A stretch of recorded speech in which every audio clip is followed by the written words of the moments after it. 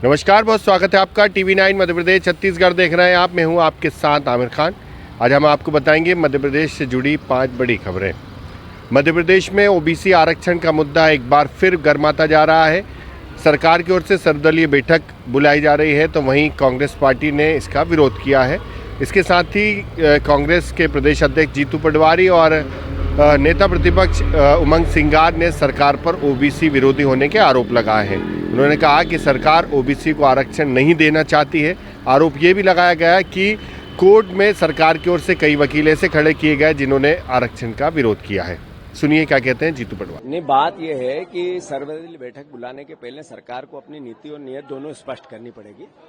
अभी 8 अगस्त को पीएससी के माध्यम से जो हलफनामा गया, उसमें तो उन्होंने कहा ओबीसी के 13% जो पद है उन पर नियुक्तियां नहीं दी जाए और जो याचिका लगी उसको समाप्त किया जाए, क्वेश किया जाए। ये सरकार की पीएससी के माध्यम से दिया हुआ हलफनामा है। दूसरी तरफ बयान है कि हम आरक्षण लागू करना चाहते हैं। कोर्ट ने कहा कि 6 साल से आप सो रहे थे क्या?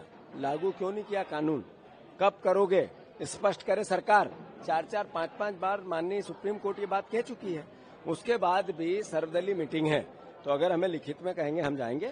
और जो पक्ष है हमारा ओरिजिनल, जो बीजेपी का भ्रम है, जो उनका झूठ है, जो लोगों को गुमराह करने का तरीका है, वो सरकार को बताएंगे कि आप क्यों झूठ बोल रहे हो। संगठन सृजन के जरिए मध्य प्रदेश में 71 जिलाध्यक्षों को चुन लिया गया है, उन्हें जिम्मेदारी दे दी गई है, लेकिन राहुल गांधी इससे नाराज हैं।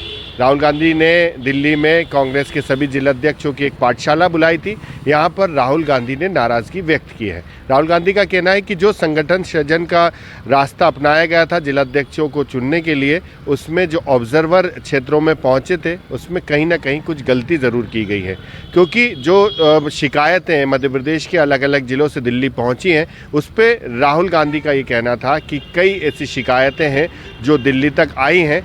अलग अलग राज्यों में जो संगठन सृजन चलाया जा रहा है, वहाँ पर इस तरह से गलती दोबारा ना हो, ऐसी कोशिश की जाए। तो वहीं जीतू पटवारी का कहना है कि कुछ ऐसी जो व्यवस्थाएं होती हैं तो उसमें ज़रूर कुछ लोगों में नाराज़गी बनती है, लेकिन उन्हें भी मना लिया जाएगा और सभी जिलाध्यक्षों को 6 महीने का अल्टीमेटम दिया गया है।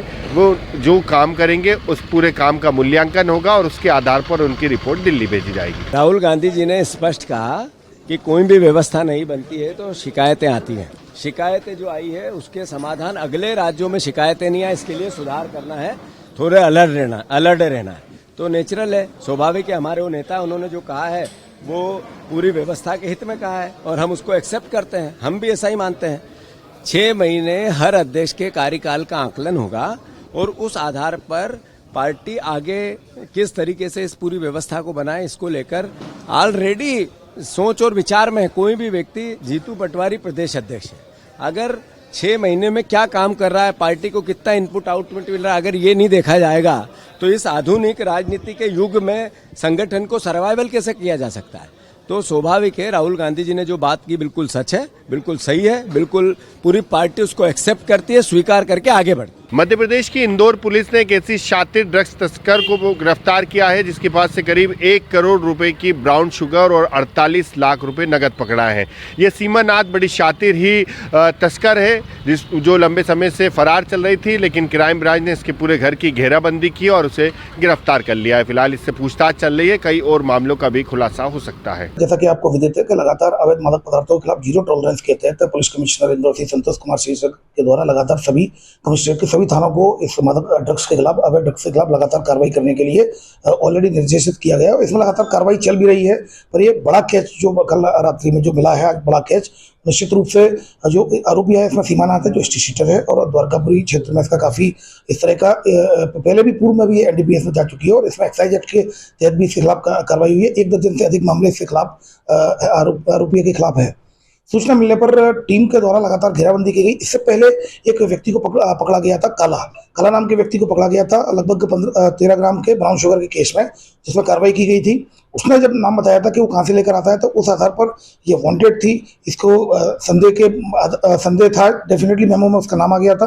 उसको वेरीफाइड किया गया टेक्निकल एविडेंसेस के आधार पर, ग्राउंड इंटेलिजेंस के आधार पर लगातार टीमें इसमें प्रयास कर रही थी और कल एक बड़ी कार्रवाई की गई है जिसमें लगभग 516 ग्राम ब्राउन शुगर और 48,50,000 रुपए कैश मिले हैं। मध्य प्रदेश में चोरों के हौसले किस तरह से बुलंद है, इसका अंदाजा आप इस बात से लगा सकते हैं कि पूर्व मंत्री का बंगला भी सुरक्षित नहीं है। पूर्व मंत्री अरविंद भदौरिया के ग्वालियर स्थित शासकीय आवास में चोरों ने धावा बोला। यहां से कई घरेलू सामान सहित चांदी की मूर्तियां भी चोर चुरा कर ले गए।